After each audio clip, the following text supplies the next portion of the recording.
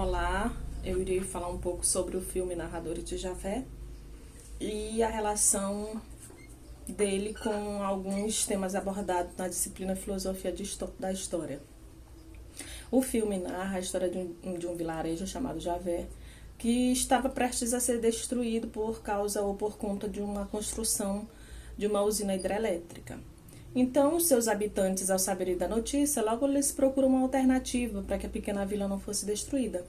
A única esperança para a sobrevivência, desse vilarejo seria se ficasse comprovada a sua condição de patrimônio histórico e que ficasse atestado com base na criação de um documento de valor científico, né? E fazendo esse documento, ficaria comprovada o vilarejo como uma condição de patrimônio histórico.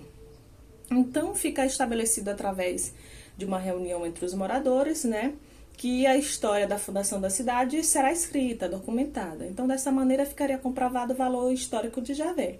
É uma alternativa que eles encontraram.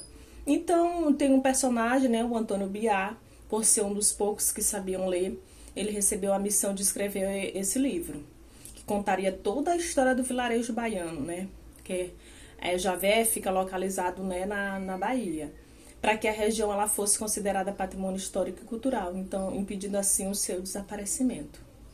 Esse filme, ele traz uma questão, que é a questão que a gente viu também na filosofia da história, que é o conceito de história.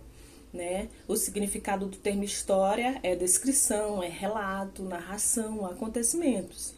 Então o personagem Antônio Biá, ele terá essa função de registrar a história de forma científica, de forma histórica. E o Antônio Biá, ele fará isso, coletando informações dos habitantes, das pessoas daquele vilarejo, daquelas pessoas mais antigas, que sabem a história da fundação da cidade.